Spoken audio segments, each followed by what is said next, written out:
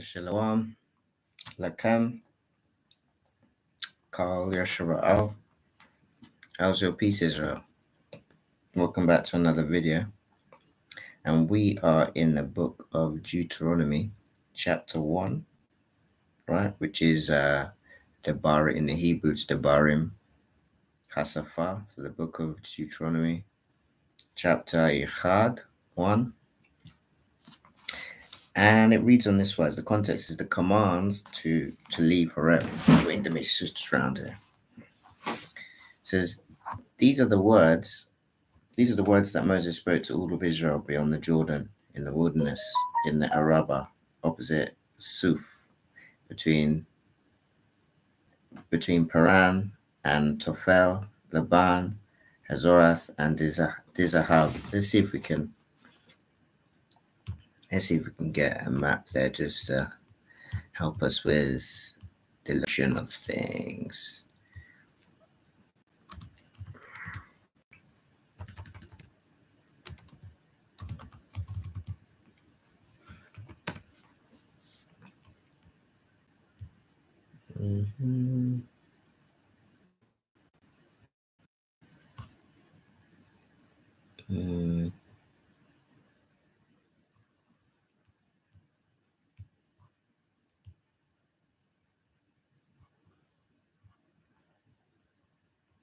Could try this one. It might be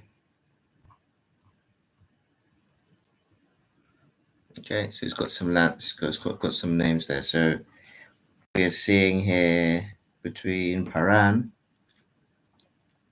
I don't know if you can see Paran there.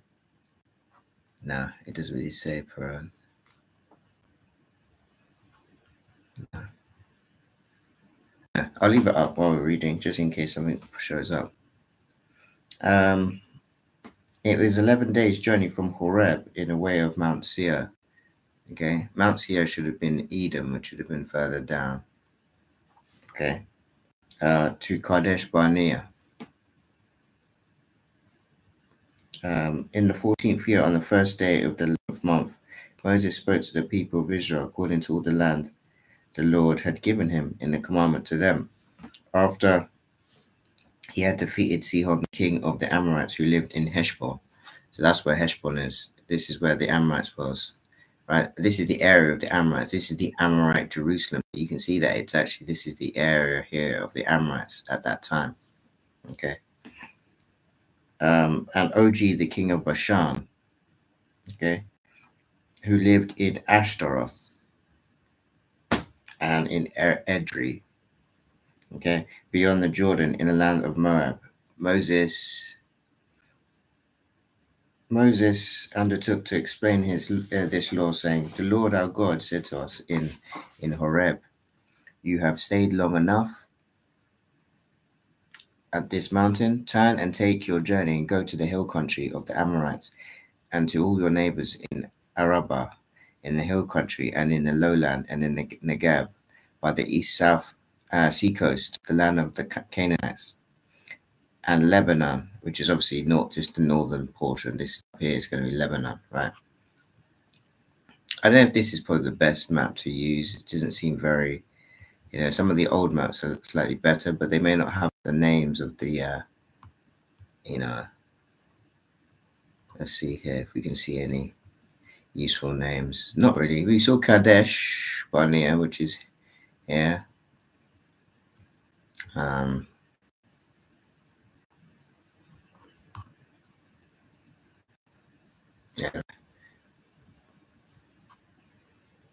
I could put, if I put Deuteronomy.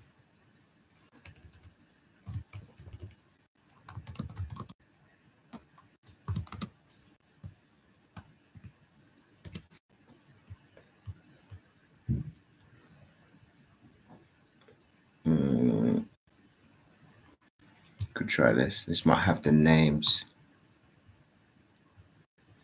Oops, I didn't mean to do that. Okay, so we see a bit. Yeah, Kadesh Barnea. Right. Okay, that's a good one to use, isn't it? Yeah, because you can see the Amorites, they were dwelling here.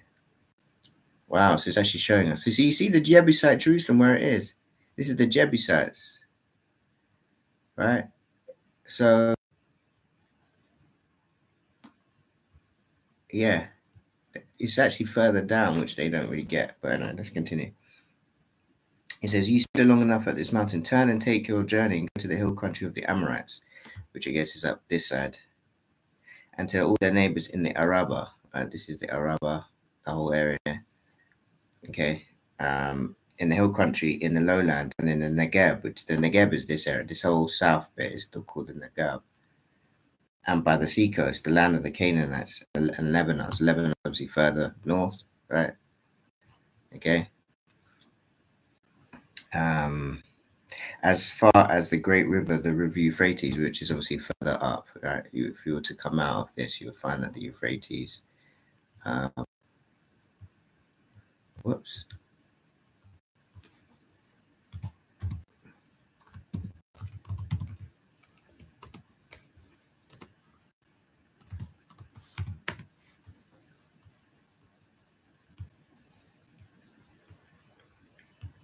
Yeah, so in comparison to what it is, this is where the Euphrates River is, just for those who don't understand.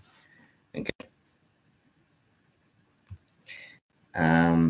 See, I have set the land before you. Go in and take possession of the land that the Lord swore to your fathers, to Abraham, to Isaac, and to Jacob, to give them and to their offspring after them. The next context here is the leaders appointed. Okay, it says, "At that time I said to you, I am not able to bear you by myself. The Lord your God has multiplied you, and behold, you are today as numerous as the stars of heaven.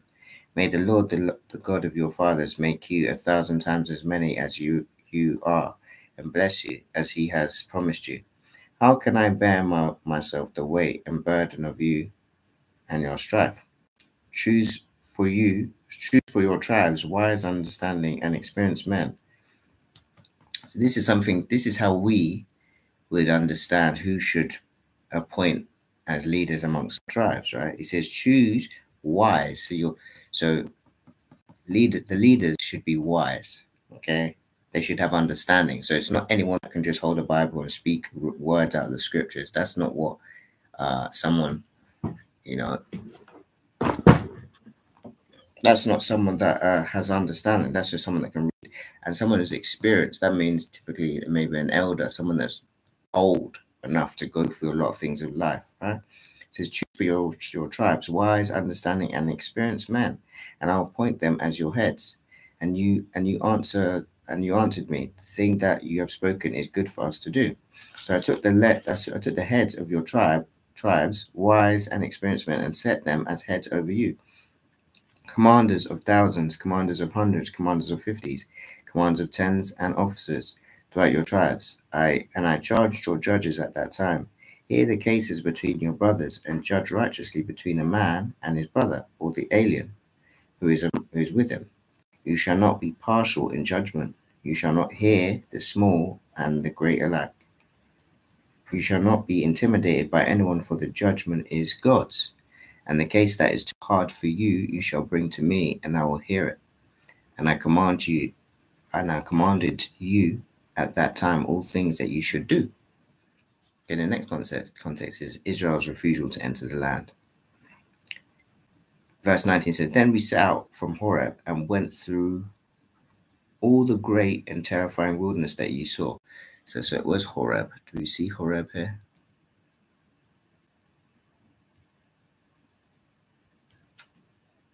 No, don't we see Horeb? No, there's Edom. Yeah. Anyway, let's continue. Horeb, and went through all the great and terrifying wilderness and that you saw on the way to the hill country of the Amorites, as the Lord our God commanded us. And we came to Kadesh Barnea, which is this area here. That's what they're saying. Okay. "And I said to you, you have come to the hill country of the Amorites, which the Lord our God is giving us." So that's a bit strange, because you've got the Amorites here, and then you've got, you know, you've got Kadesh Barnea down here. So there's a slight issue here. This is what I'm saying. They're confused.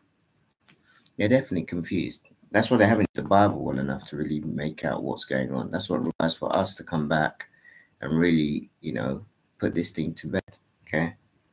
And we came to Kadesh Barnea, and I said to you, you have come to the hill country of the Amorites, which the Lord our God is giving us. See, the Lord your God has set the land before you. Go up, take possession, as the Lord, the God of your fathers, has told you. Do not fear or be dismayed. Then all of you came near me and said, let us send men before us, that they may explore the land for us, and bring us word again of the way by which we must go up, and the cities into which we shall come. The thing seemed good to me, and I took 12 men from you, one man from each tribe, and they turned, and they turned and went up into the hill country and came to the valley of Eshcol. Okay, so do we see Eshcol? I've seen it on one of the maps before, so I'm going to go to the other one. Let's open up another one. Go to children. We can use the Bible to help us understand what is going on with their map, them putting together these maps, because their maps are really off, aren't they? We're starting to see some real bad connections with what they've put as maps.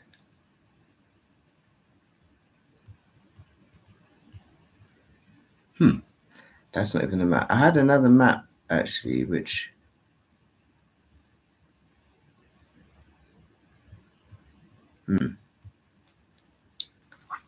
don't know if I'm gonna find that map that I used the other day. I think it was this one. Yeah, it's this one. I'm pretty sure I saw Eshcol on this one.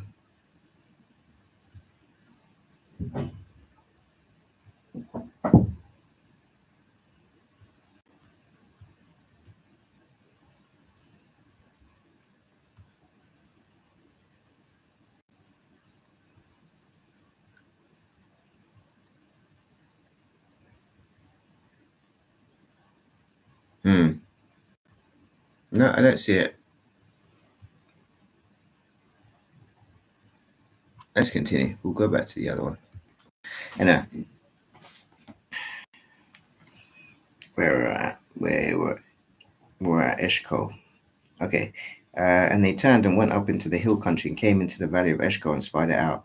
And they took in their hands some of the fruit of the land and brought it down to us and brought us word again and said, it is good. It is a good land that the Lord our God has given us. Verse 26 of the first chapter of Devarim says, yet you would not go up, but rebelled against the command of the Lord your God. And you murmured in your tent and said, because the Lord hated us, he has brought us out of the land of Egypt to give us into the hand of the Amorites to destroy us. So obviously we'd removed them out of certain places, but I guess the Amorites were in many places. Maybe they were also down here. Maybe they were also here as well. Anyway.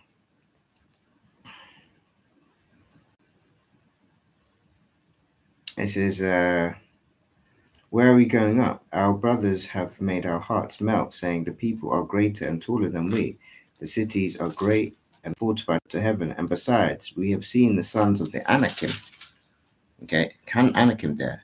Then I said to you, do not be in dread or afraid of them. The Lord your God, who goes before you, will himself fight for you, just as he did for you in Egypt before your eyes. And in the wilderness, where you have seen how the Lord your God carried you as a man carries his son, all the way that you went until you came to this place. Yet in spite of this word, you did not believe the Lord your God, who went before you in the way to see you out a place to pitch your tents, in fire by night, in a pillar, in a cloud by day, to show you by what way you should go. Okay, we may come back to this, but I'm just going to stop sharing. Okay, so we're in verse 34. Context is the penalty for Israel's rebellion. It says, "And the Lord heard your words and was angered, and he swore, not one of these men of this evil generation shall see the good land that I swore to give to your fathers, except Caleb the son of Jephunneh.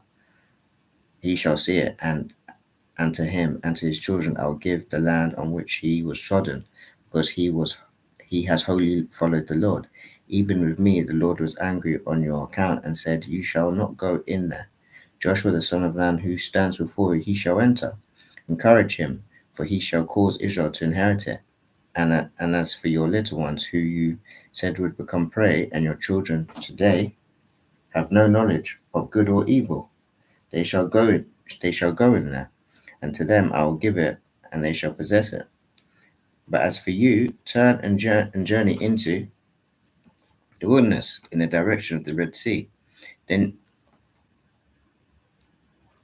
then you answered me, We have sinned against the Lord. We ourselves will go up and fight, just as the Lord our God commanded us. And every one of you fastened on his weapons of war, thought it easy to go up into the hill country. And the Lord said to me, Say to them, Do not go up or fight, for I am not in your midst, lest you be defeated before your enemies. So I spoke to you, and you would not listen. But you rebelled against the command of the Lord, and presumptuously went up into the hill country. Then the Amorites, who lived in the hill country, came out against you and chased you, as bees do, and beat you down in Seir, as far as Hormah. Okay, so let's just give us a good understanding about where that is.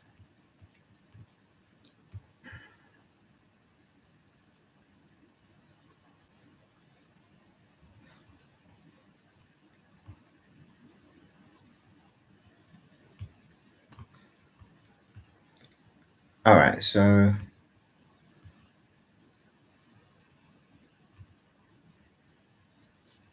where were we at? We were at Mount Seir. So this Seir is actually should be in Edom here. I don't know if the other one's going to show it there. It's Bozrah. But Mount Seir. Let's just search it.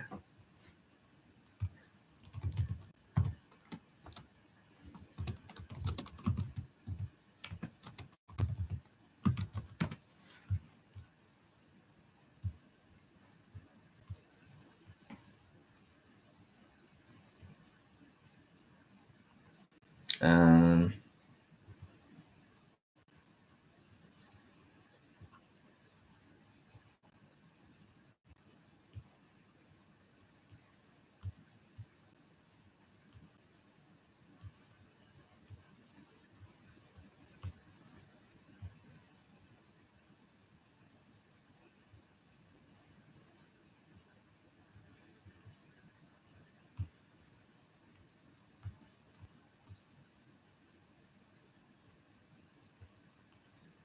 well, you can see that there's real issues with actually establishing where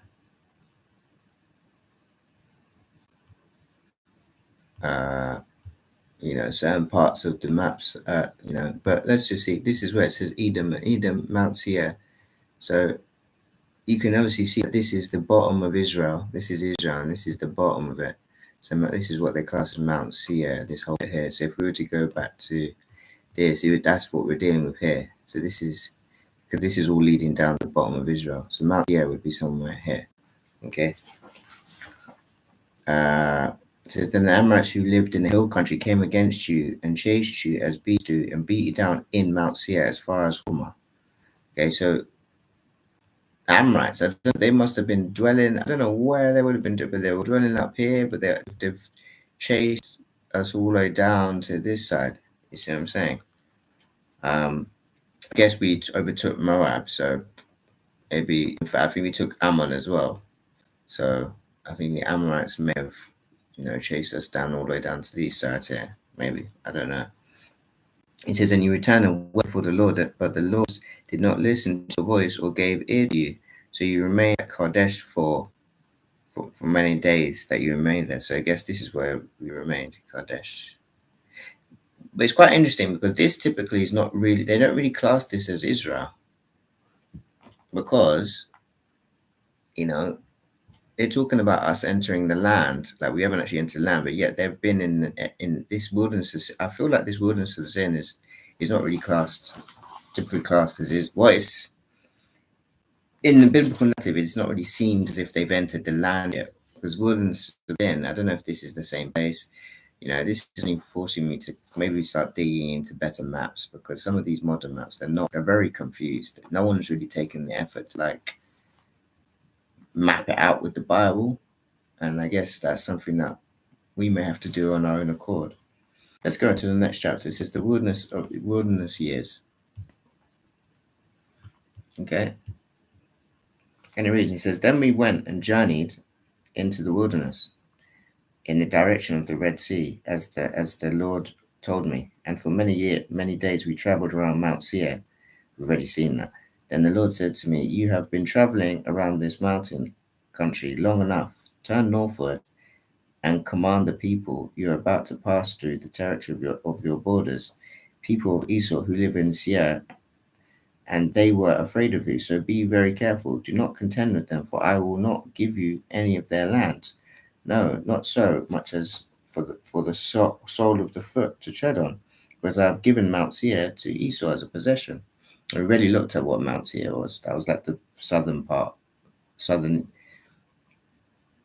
eastern part of Israel, or of the border of Israel. So, you shall purchase food from them with money that you may eat, and you shall also buy water from them with money that you may drink. For the Lord your God has blessed you in all the work of your hands. He knows you're going through this great wilderness. These 40 years the Lord your God has been with you. You have lacked nothing. So we went on away from our brothers, the people of Esau who lived in Seir, away from Araba road, from Elath and Ezon Geber. And we turned and went in the direction of the wilderness of Moab. And the Lord said to me, do not harass Moab or contend with them in battle, for I will not give you any of their land for possession, because I have given Ar to the people of Lot for possession. The Emim, okay. The Emim formerly lived there, a people great and many and tall as the Anakim. Like the Anakim, they are also counted as Rephaim. But the Moabites called them Emim. And the Horites also lived in Seir formerly, but the people of Esau possessed them and destroyed them before them, and settled in their place, as Israel did, to the land of their possession. Let's just put the map up so we can maybe get, even though they may not be the best of maps, but okay.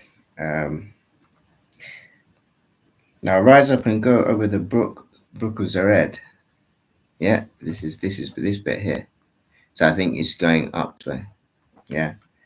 The rivers, I reckon we could probably trust, but apart from that, we can't really do much until we get better maps. So we went over the brook of Zered, and the time from our leaving Kadesh Barnea until we crossed the brook of Zered. So I guess it's this part we left from here up across to there.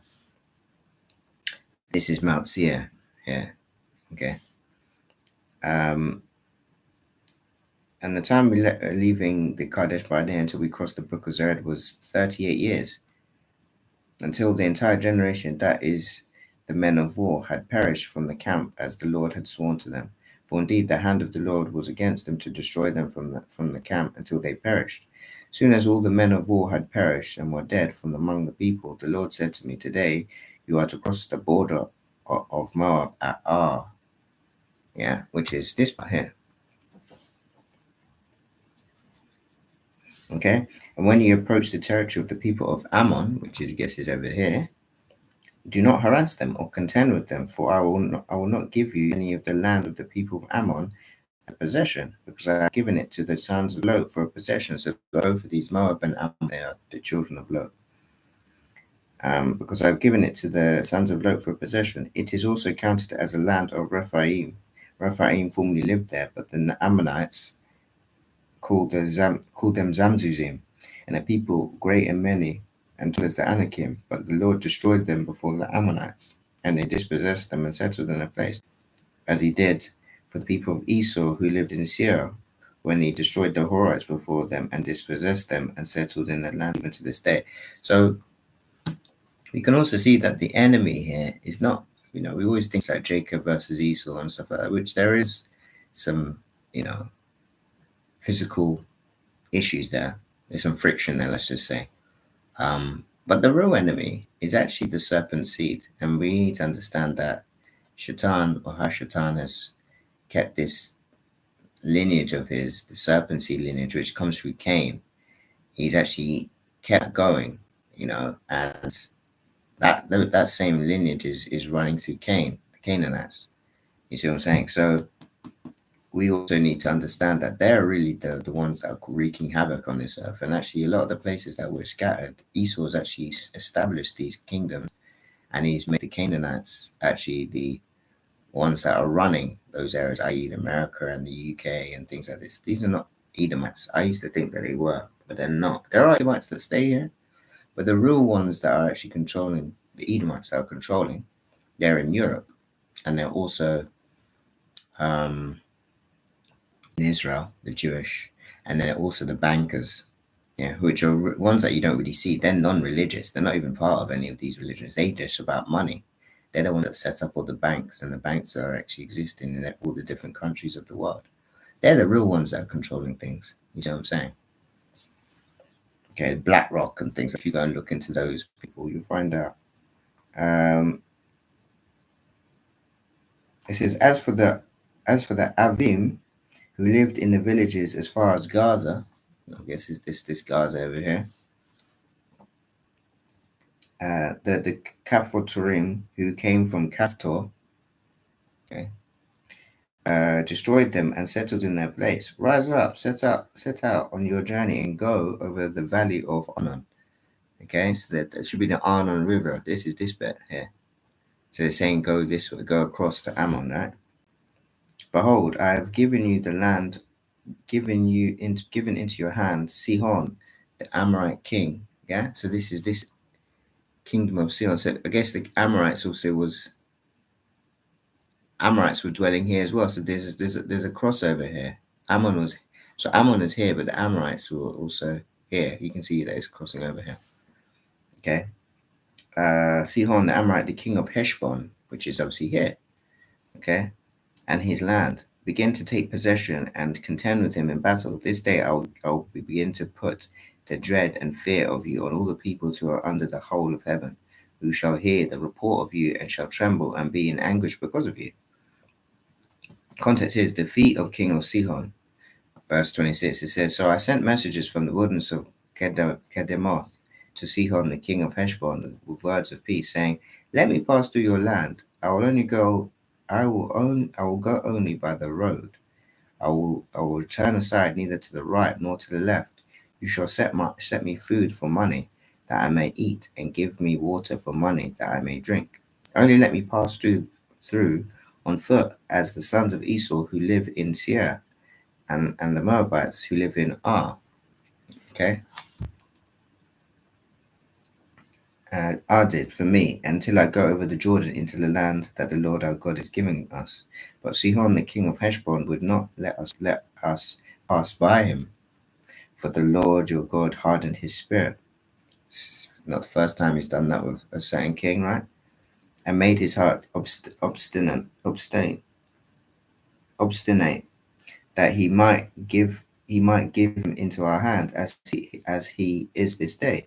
And the Lord said to me, behold, I have begun to give Sihon his land over to you. Begin to take possession, that you may occupy his land. Then Sihon came out against us, he and all his people, to battle at Yahaz. And the Lord our God gave him over to us, and we defeated him and his sons and all his people. And we captured all his cities at that time, and devoted to destruction every city, man, woman, and children. We left no survivors, only livestock we took as spoils for ourselves, with the plunder of the cities that we captured. So what is it so bad about these people that we even kill their children? Is there something about their DNA that is important that we are supposed to wipe out? There's not, you don't see it in scriptures where we will attack, we fight certain nations and we're supposed to wipe out their children. There is something about the Canaanite DNA that we are supposed to be destroying. Why is there giants amongst them? Is there something different about them rather than to the human race? Why are we not like giants? Why wasn't there giants amongst the Israelites? Why was it the giants amongst the Canaanites? It says from Aurora, which is this area here, which is on the edge of the valley of Arnon, which is, we can see the Arnon River, and from the city that is in the valley as far as Gilead. This is Gilead. There was not a city too high for us. The Lord our God gave all into our hands, only to the land of the sons of Ammon. You did not draw near. That is to all the banks of the river of Jabbok. So we should see the Jabbok River, I think. Yeah, there is the Jabbok River. Yeah. And I didn't think that Jabbok River goes across even. You see Jacob's well here? Find that this is somewhere here, and this Jabbok River here is where, Jacob actually wrestles with, he wrestles with an angel, right? Which is where he calls it Peniel. Anyway, the Lord our God gave, and only to the land of the sons of Ammon you did draw near. That is to all the banks of the river Jabbok and the cities of the hill countries, whatever the Lord our God has forbidden us. Chapter 3, okay, it says, defeat our king Og. Okay, then we turned and went up the way to Bashan. Okay, then if we can see Bashan here. Oops, I didn't want to do that.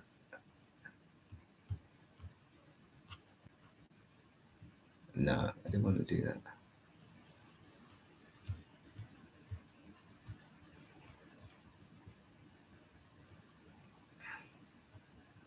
No, I don't see Bashan there, but anyway. Oh, we see Beth Shan, which is kind of like here. I don't know if they're right in saying this. But yeah, you see Bashan. That looks like the right place. Then we turned and went up the way to Bashan, and Og, the king of Bashan, came out against us, and all the people to battle at Edrei. Okay, so Edrei's here. So again, Bashan is here. Sorry. So we went further up. Yeah, so this is where we went. Okay, fine. But the Lord said to me, do not fear him. I have given him all his people and his land into your hand, and you shall do to him as you did to Sihon, king of the Amorites, who lived at Heshbon. So the Lord our God gave into our hand Og, also the king of Bashan, and all his people. We struck him down until he had no survivor left. And we took all his cities at that time. There was not a city that we did not take from the 60 cities, the whole region of Argob.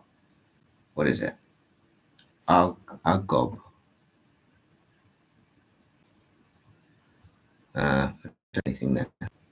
Argob.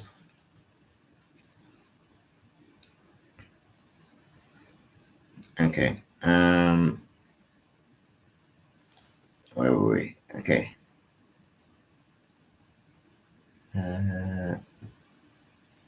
It says, and we took all the cities at that time. There was not a city that we did not take from them 60 cities, the whole region of Argob, the kingdom of Og in Bashan. All these were cities fortified with high walls, gates, and bars, besides very many unwalled villages. And we devoted them to destruction, as we did to Sihon, the king of Heshbon. Okay, Heshbon's down here. So we're really just we're taking all of this area here, all the outside, except for Ammon and Moab, because these are for them, right? It's the Canaanites that we're taking. Okay, and all these cities were fortified, high walls, gates, bars, beside very many unwalled villages, and we devoted them to destruction, as we did to Sihon, the king of Heshbon, devoted to destruction every city, men, women, and children. But all the livestock and the spoils of the city we took as our plunder. So again, we wiped out everyone. Not even the children weren't spared. He says, so we took the land at that time out of the hand of the kings of the Amorites who were beyond the Jordan, from the valley of Arnon to Mount Hermon.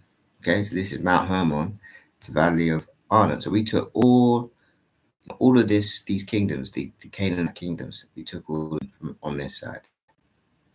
Okay, and we left Ammon and Moab because they were related. There, that's Lot is Abraham's brother's son's children. Okay, okay. So let's continue.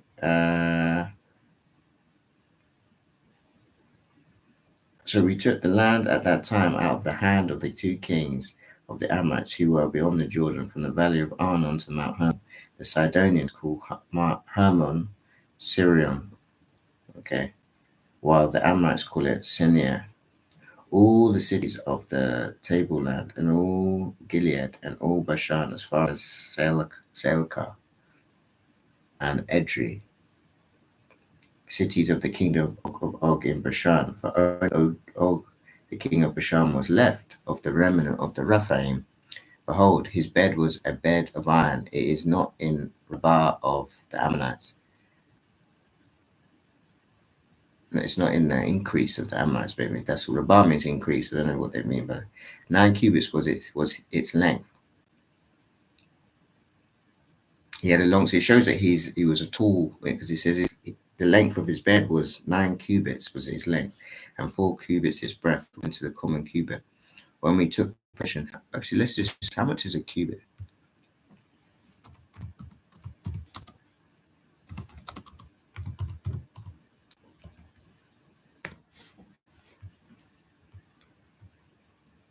So a cubit, so a cubit's like half a meter. So did nine cubits.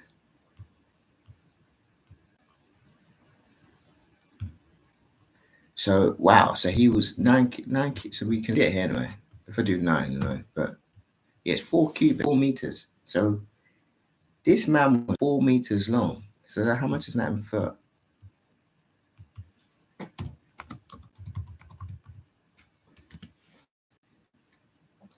He was 13 foot.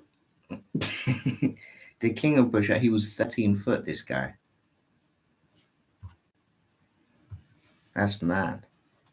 He says, when we took the possession of this land at that time, I gave to the Reubenites and the Gadites the territory beginning at Aurora, which is here, okay, which is on the edge of the valley of Ornan, which is right, and half the hill country of Gilead with its cities, the rest of Gilead and all the Bashan, the king of Og, that is all the region of Orugba, Og, I gave to half tribe of Manasseh, all that portion of Bashan. So that's, we're seeing here, that's what Manasseh is here. Manasseh took this side, if that's going to parallel with what we see, but that's the Galilee, that's Bashan. So yeah, the Galilee, yes, it makes sense. Okay. Let's continue.